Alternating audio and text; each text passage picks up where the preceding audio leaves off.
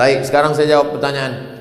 Pertanyaan yang pertama, apakah berdosa kita orang tua bila anak cucu sulit untuk disuruh sholat? Muru auladakum bisolah, suruh anakmu sembahyang wahum abna'u sab'a sinin, umur 7 tahun. Yang umur 7 tahun angkat tangan? Oh, tak ada. Umur 7 tahun suruh dia sembahyang. Kalau sholat umur 7 tahun, berarti baca surat pendeknya umur 5 tahun. Makanya ibu sambil memasak pagi, sambil memeras santan, sambil menggoreng nasi, Bismillahirrahmanirrahim, Alhamdulillahi Rabbil Alamin,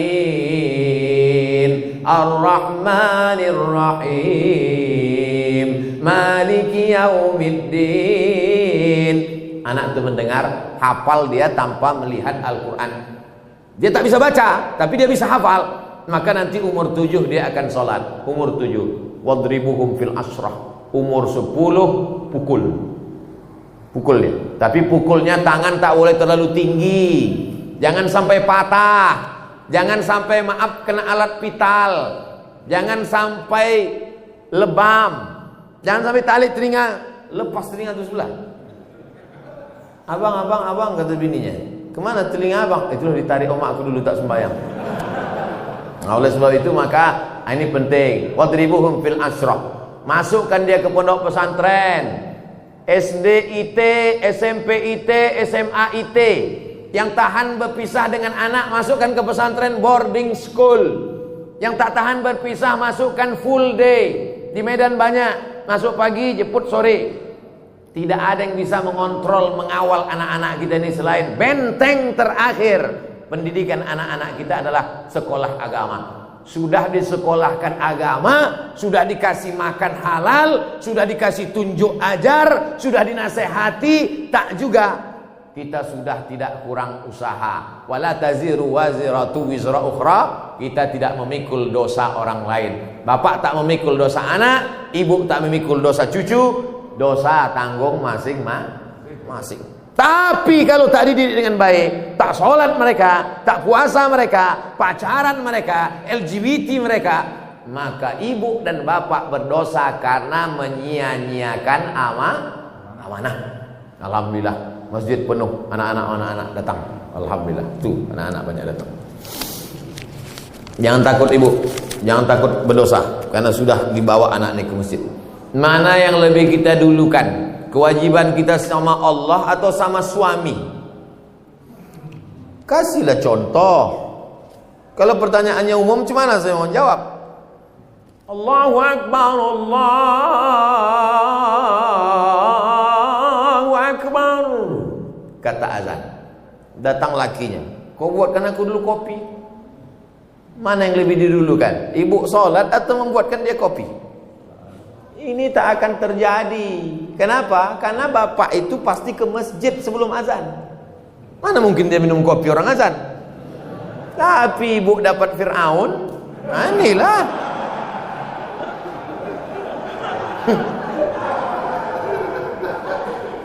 Taatlah kepada suami. Innama huwa jannatuki wa naruki. Suamimu itu bisa jadi surgamu, suamimu itu bisa jadi nerakamu. Kan itu yang selalu dihafal hadis oleh suami kan? Surga kau, sini. Suami yang bagaimana bang? Ibu mesti cerdas sikit. Kasih tahu dia suami yang ke masjid bang, dia ke masjid. Tapi ibu juga tak bisa menasihati bapak itu. Jangan mentang-mentang ibu udah pengajian pulang dari sini bang. Assalamualaikum. Nah, mudah-mudahan bapak yang belum ke masjid, amin. Tapi kalau ditengok ini bapak ini sama ibu ini orang-orang masjid semua, insyaallah. Kita doakan mudah-mudahan dapat hidayah. La ta'ata li makhluqin, itu kaedahnya. La ta'ata li makhluqin fi ma'siyatil khaliq. Tidak ada ketaatan kepada manusia kalau menyebabkan durhaka kepada Allah. Ibu disuruhnya misalnya buka jilbab. Aku tak suka lah tengok kau berjilbab, macam nenekku tengok. Coba kau buka jilbab itu, kau cat warna kau, rambut kau 3 warna, merah, kuning, kelabu. Ibu tak mesti patuh, karena perbuatan itu melanggar syariat Islam. taat dan patuh pada suami selama itu taat kepada Allah dan Rasulullah sallallahu alaihi wasallam. Kalau disuruhnya ibu pakai jilbab panjang, patuh. Kalau disuruhnya ibu ikut pengajian, bagus. Kalau disuruhnya ibu bersedekah, patuh. Tapi kalau disuruhnya melawan perintah Allah, la ta'ata. Itu kaidahnya. La ta'ata li makhluqin fi maksiatil khaliq. Tak ada ketaatan kepada makhluk kalau menyebabkan maksiat kepada Allah. Ustaz, apakah kita terlalu khawatir dengan virus COVID ini bisa merusak akidah kita? Pak Ustaz,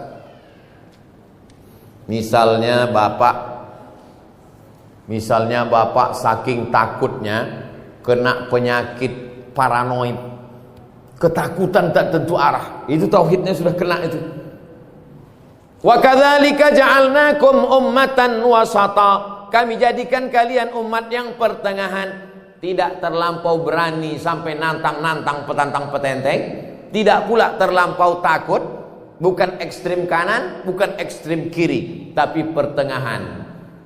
Berserah diri kepada Allah, beribadah, ikut protokol, tetap ikuti, jangan terlalu terbawa oleh media. Yang namanya penyakit itu dari dulu sampai sekarang ada, dan tak semua orang yang kena COVID mati, dan tak semua yang mati itu kena COVID. Ada juga yang mati kena bersin. Berapa banyak orang tak sakit mati, menguap mati. Banyak orang yang tidur mati, tidur ketuk pintunya subuh tak bangun-bangun, pas dipegang udah dingin macam es batu. Oleh sebab itu berapa banyak pula yang dinyatakan positif sehat. Nah, itu jangan terlalu takut. Semua yang mati itu kata Nabi, lan tastakmil rizqaha wa ajalaha, lan tamuta nafsun, tidak akan mati orang qabla an tastakmila rizqaha wa ajalaha. Kalau sudah rezekinya penuh, kalau sudah umurnya penuh, pasti dia mati. Kenapa Abdul Somad itu tak mati-mati? Belum penuh.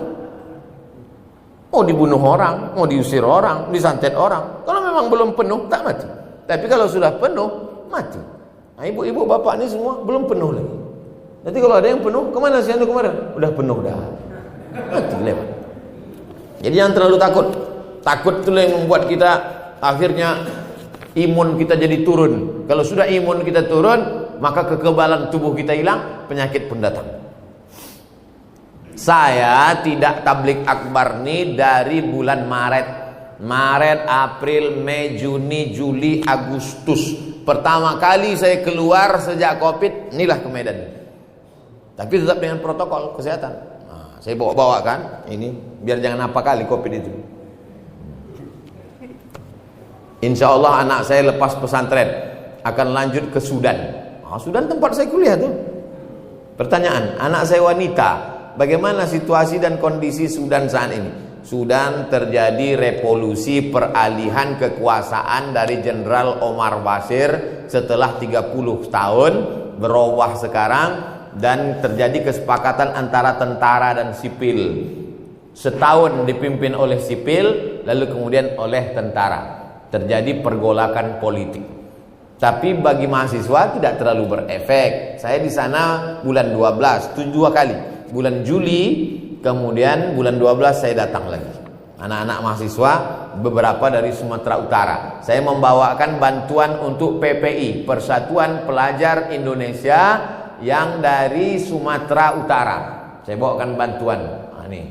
Oh, datanglah dari provinsi lain minta juga. Saya bilang ini duit orang Sumatera Utara. Kalian mintalah ke kabupaten provinsi kalian masing-masing. B, butuh berapa tahun biasanya untuk selesai S1 Pak Ustaz? S1 4 tahun, S2 2 tahun, S3 2 tahun dah bisa sidang. Tapi kalau mau lengkap 3 tahun, lewat dari 3 tahun kena denda. Jadi kalau umurnya berangkat 20 tahun, 4 tahun, 24, 26, 27, 28 28 pulang dia udah doktor. Tidak macam saya, udah 43 baru doktor. Judulnya akhirnya doktor juga. Tapi jadilah daripada tidak sama sekali. Pesantren anak saya saat ini dapat program beasiswa ke Sudan. Apa saja yang harus kita persiapkan untuk menuju ke situ Pak Ustadz? Bahasa Arabnya supaya dia nanti tak berat membaca kitab. Sekarang banyak kursus-kursus bahasa Arab. Kemudian hafalan Qur'annya supaya nanti kalau ada kewajiban paling tidak 1 juz, 2 juz, 3 juz. Kalau kami di Azhar Mesir dulu 2 juz 1 tahun, 4 tahun 8 juz. Di Sudan tak ada hafalan Quran. Oleh sebab itu maka jangan terlalu takut, jangan terlalu khawatir. Banyak anak-anak Sumatera Utara di sana, mereka punya persatuan pelajar mahasiswa dari Sumatera Utara. Inilah pertanyaan saya lebih kurang. Terima kasih Pak Ustadz. Saya dulu tahun 1993 habis sholat subuh datang saya ke rumah Ustadz Syekh Jalaluddin Abdul Muthalib, Imam Masjid Raya Medan. Imam Masjid Raya Medan itu namanya Syekh Jalaluddin Abdul Muthalib, wakil rektor Universitas Al-Wasliyah. Habis subuh datang saya ke rumahnya di Simpang Limun. Assalamualaikum Ustaz. Waalaikumsalam. Aku mau sekolah ke Arab Ustaz. Waktu itu saya tak tahu Mesir, Sudan, Maroko, tak tahu. Yang tahu saya Arab aja. Aku mau ke Arab Ustaz. Senyumlah Ustaz Syekh Jalaluddin. Kau kelas berapa sekarang? Kelas 3 Ustaz. Kau selesaikan dulu aliyah baru kau kesini. Jadi yang mau berangkat itu saya. Makanya banyak kalau jamaah nanya ke saya, Ustadz bisa anak saya kuliah ke Arab? Saya tanya, yang mau nih bapak apa anaknya? Anak saya bos. Kalau saya yang mau. Orang tua saya membebaskan saya, terserah kau. Nah, tapi saya mau waktu itu. Lalu kemudian setelah taman aliyah datanglah saya. Ustadz, aku udah taman aliyah, ini ijazahnya. Kata Ustadz Jalaluddin Abdul Muthalib, kau bawa ijazah ini ke Jakarta, kau terjemahkan bahasa Arab, kau legalisir ke Departemen Agama, legalisir ke Departemen Luar Negeri, legalisir. Mendengar departemen itu pucat lah. Akhirnya takut saya, tak berani balik saya ke Riau. Kuliah saya di IN. Tapi Allah kasih jalan. Datang pengumuman. Waktu itu belum ada lagi www.google.com. Informasinya masih pakai pos. Jam 12 siang pulang saya kuliah di IN. Datanglah surat pakai pos, dikirim kawan saya dulu satu pesantren di Darul Arafah Medan, Laubekri, Deli Serdang. Abdul Halim namanya yang mengirim. Ikuti tes ke Mesir besok pagi. Suratnya sampai jam 12 siang. Langsunglah saya berangkat naik SDH, Spiro Dolo Hole. Mendaftar ke IN. Sampai di IN besok pagi, daftar situ. Nama orang yang menerima pendaftaran itu namanya Ustadz. Alah, lupa pula namanya. Ditanyanya, ada keluarga kau di Medan? Ada Pak. Kalau tak ada, di rumah. Karena ditengoknya dari Riau. Ikut tes saya. Yang mengetes itu orang Mesir. Besar sorban, hampir sebesar ban Vespa lagi. Mas Muka, kata dia, what is your name? Langsung saya jawab, Abdul Somad. Nah, itu pula PD-nya kita kalau nama kita ini ada di Quran kan. Abdul Somad. Saya Abdul Somad. Istamir, kata dia, sambung bacaan ayat yang kubaca ini. Innallaha la yastahi an yadriba mathalan ma ba'udatan fama fawqaha. Sambung, kata dia. Saya baca, a'udzubillahi minasyaitonir rajim. Bismillahirrahmanirrahim. Innallaha la yastahi an yadriba mathalan ma ba'udatan fama fawqaha. فأما الذين آمنوا فيعلمون أنه الحق من ربهم وأما الذين كفروا فيقولون ماذا أراد الله بهذا مثلا يضل به كثيرا ويهدي به كثيرا وما يضل به إلا الفاسقين. Kebetulan yang ditanya itu pas yang selalu saya bawa sholat. Macam tahu aja dia itu bekal kita.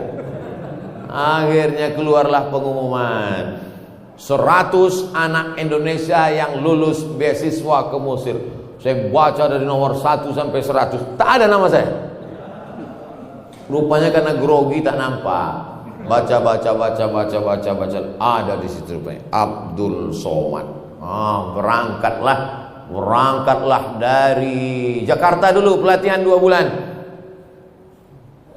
Saya adik-beradik 2 orang. Anak pertama laki-laki, adik pun laki-laki. Orang tua sayang. Bukan saya ini 12 orang lalu pergi satu, lupa dia. Nah, pergi. Kata mak saya tak sampai hati dia melepas. Tapi ada bang mak saya, buat saya. Kata dia, kalau ada yang melarang kau pergi, harimau mati meninggalkan belang, manusia mati meninggalkan nama. Kau nanti mau meninggalkan nama baik apa nama buruk? Kata dia. Bangkit semangat. Bangkit semangat, berangkat. Setelah 2 bulan naik pesawatlah dari Cengkareng. Mak, jangan buat kenduri sebelum aku pasti berangkat. Itu saya pesan dari awal. Karena takutnya potong kambing RT RW datang tahu-tahu tak jadi, kan malu. Sebelum aku yakin berangkat, jangan buat kenduri. Begitu sudah di Cengkareng, udah mau berangkat, baru telepon. Aku sudah mau masuk pesawat nih. Kalau mau buat kenduri, kendurilah.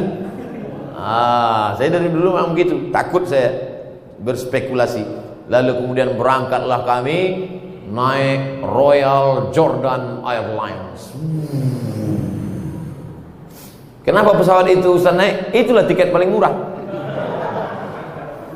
5 September 1998 sampailah saya di Kairo, Mesir. Di sana itu ada 2, satu HMM, Himpunan Mahasiswa Medan, yang satu lagi ke SMR, Kelompok Studi Mahasiswa Riau. Saya ikut Riau, karena orang tua saya di Riau.